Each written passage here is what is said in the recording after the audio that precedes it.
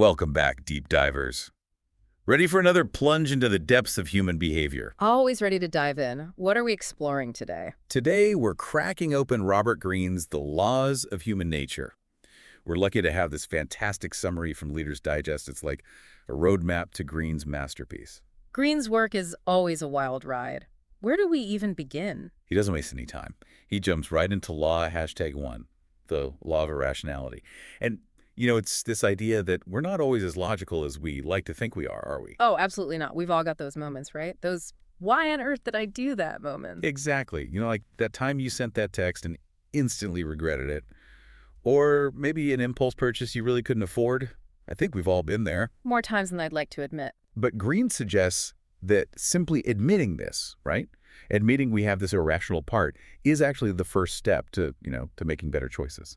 It's true. Just recognizing those irrational tendencies is huge for self-awareness. Like, I remember this one time I almost passed up an amazing job just because of one, and I mean one, weird interaction with a potential coworker. Oh, no. What happened? Well, they were clearly having a bad day, a little short with me, and my immediate reaction was, nope, I'm out. I can see that happening, those first impressions. Right. But luckily, I had this mentor, and he helped me see that my emotions were basically calling the shots, clouding my judgment. That's so easy to do, though. Let one bad interaction color everything. It is. But he reminded me that everyone has off days, and that one little interaction didn't mean the whole company was like that. And you know what?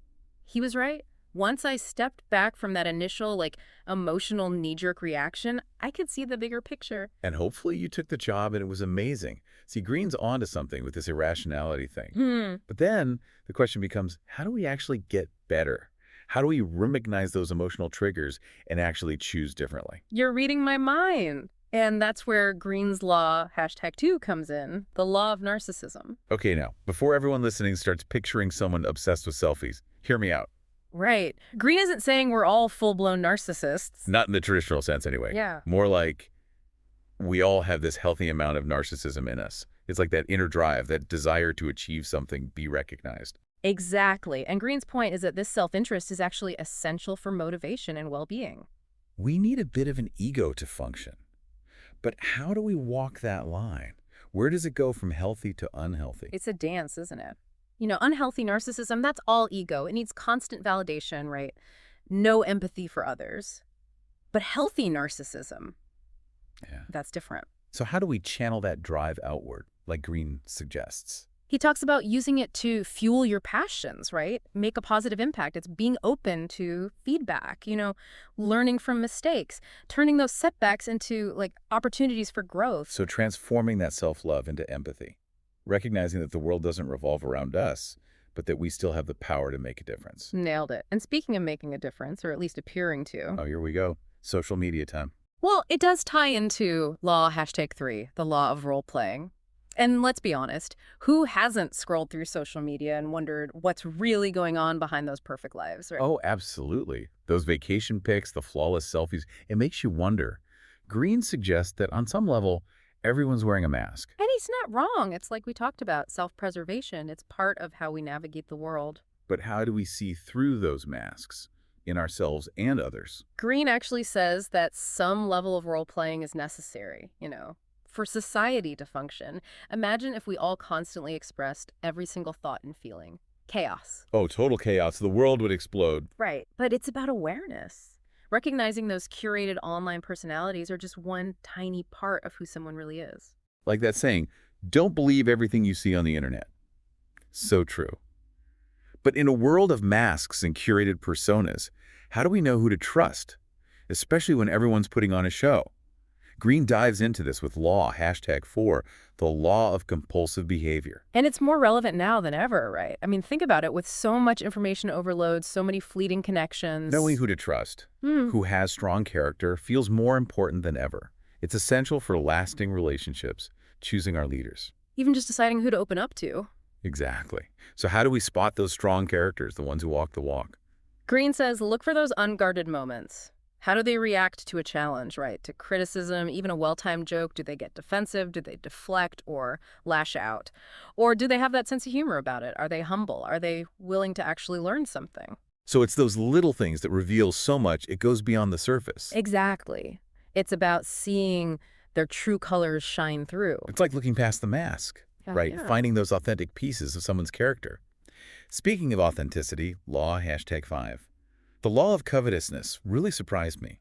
This one isn't about wanting what others have. It's about tapping into the power of desire, but in others. It's a fascinating shift in perspective. Instead of obsessing over what we want, Green suggests we tap into what others crave, their deepest desires, those fantasies, those things they might not even admit to themselves.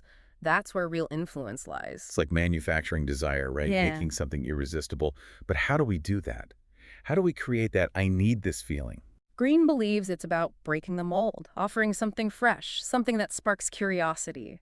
Familiarity might be comforting, but it rarely makes people crave something. It's the novel, the mysterious, the things we don't fully understand that draw us in. We are hardwired for that intrigue, aren't we? But even with curiosity, sometimes you need that extra push, that little something to keep you going when things get tough. Which brings us to law, #6, the law of short-sightedness. This one feels very relevant, wouldn't you say? Especially these days. In a world of instant gratification, playing the long game is tough.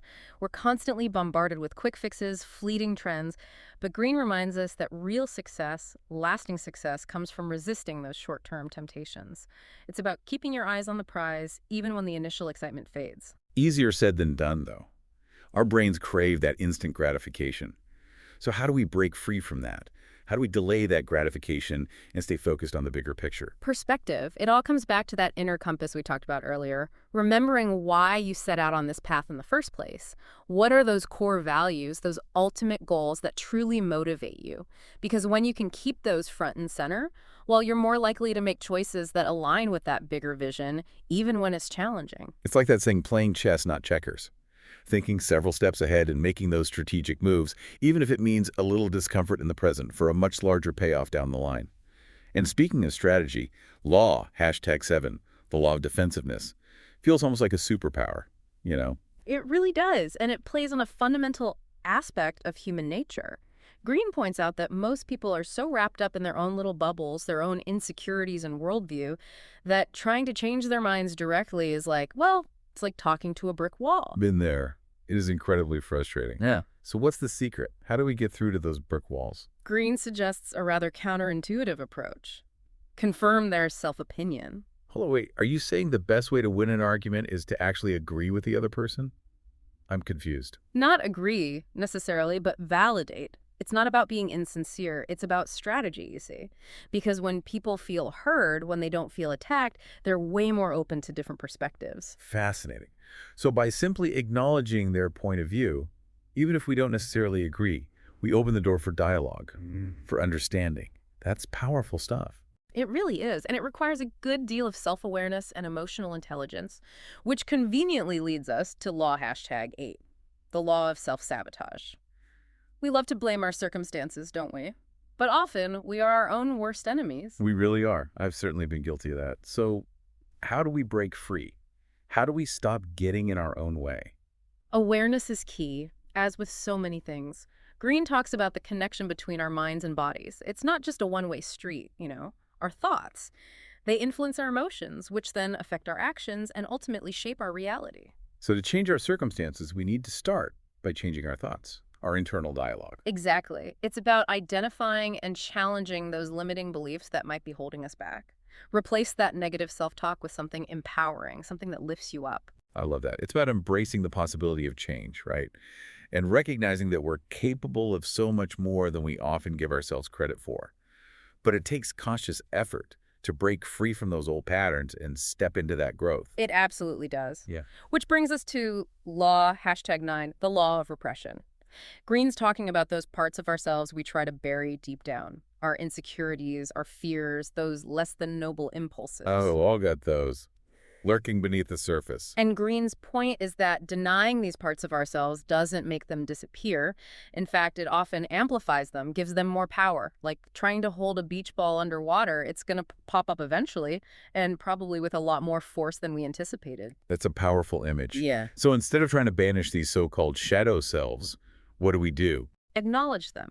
It's about bringing them into the light of awareness, accepting those less than perfect parts of ourselves as part of the human experience. Because what we resist persists. Right. Precisely. And it's in the integration of both our light and our shadow that we often find true wholeness.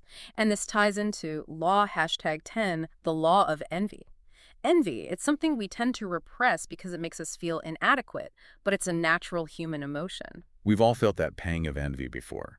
Seeing a colleague get a promotion, a friend in a seemingly perfect relationship, or even just someone who makes success look effortless. Absolutely. And Green warns us that if we don't examine our envy, it can become toxic. It can easily morph into resentment, bitterness, even self-sabotage. So how do we prevent envy from becoming destructive? How do we use it as fuel for growth instead? It starts with self-awareness. Next time you feel that twinge of envy, don't judge yourself for it. Instead, ask yourself, what is it about this person's situation that triggers that feeling in me? Is it something you genuinely want for yourself?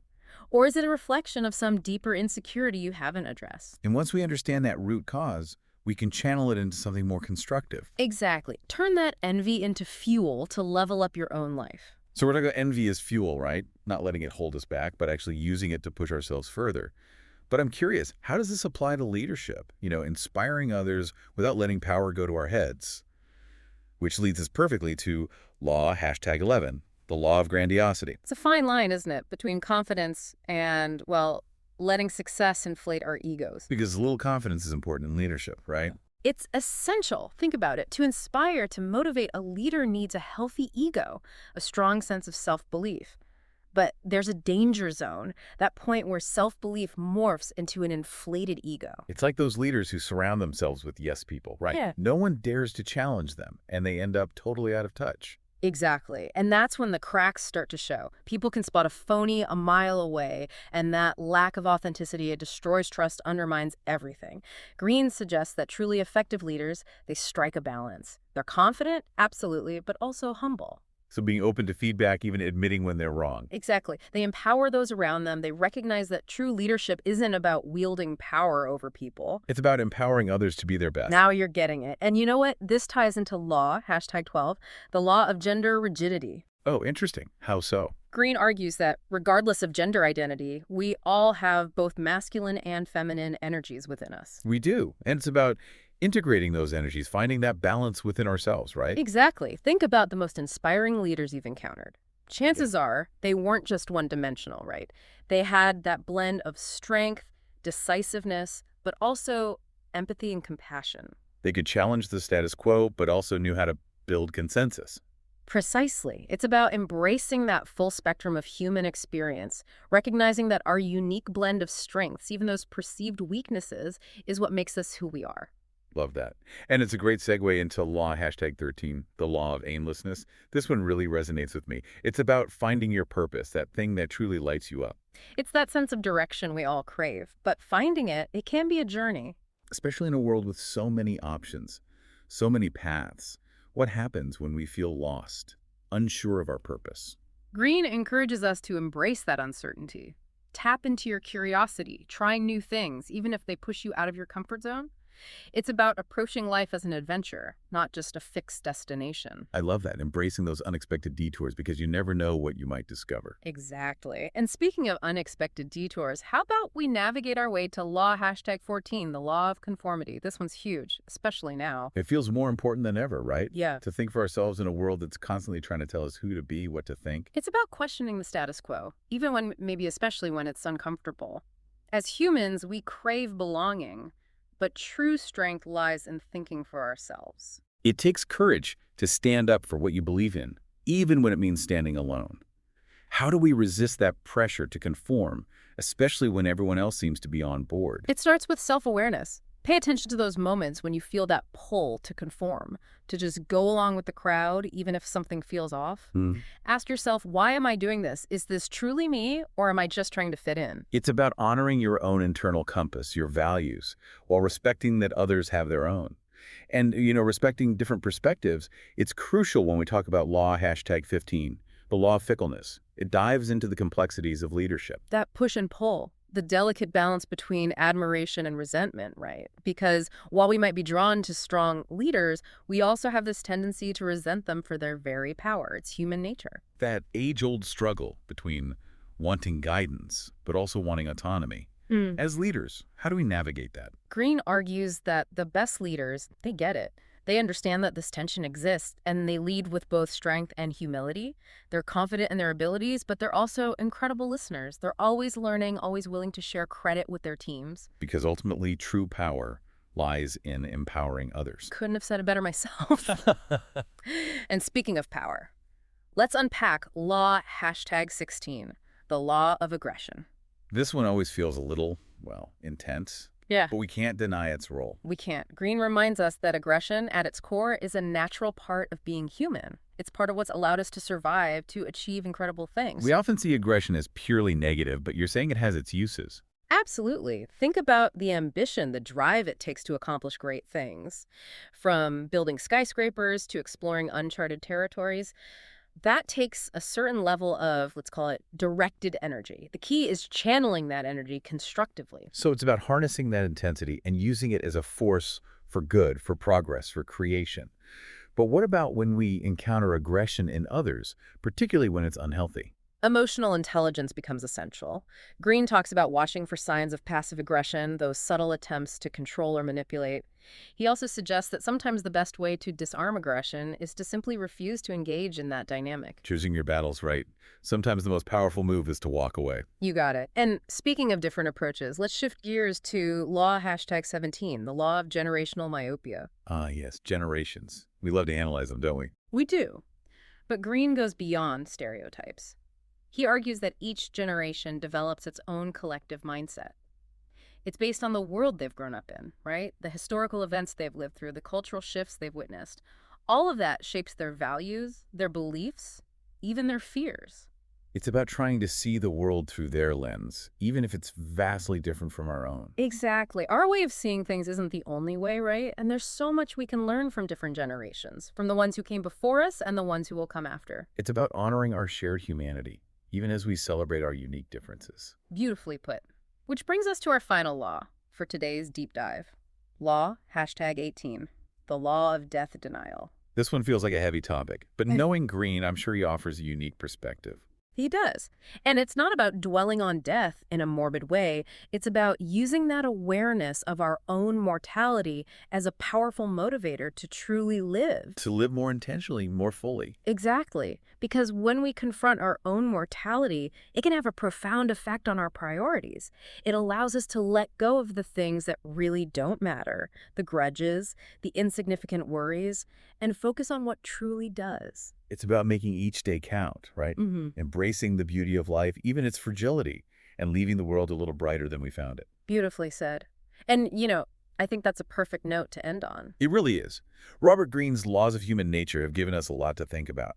It's a roadmap for understanding ourselves and others, these patterns of behavior that often drive our actions, even when we're not fully aware of them. It's about recognizing those patterns, those tendencies we all have, so we can make more conscious, more intentional choices. Choices that lead to greater self-awareness, stronger relationships, and a more fulfilling life.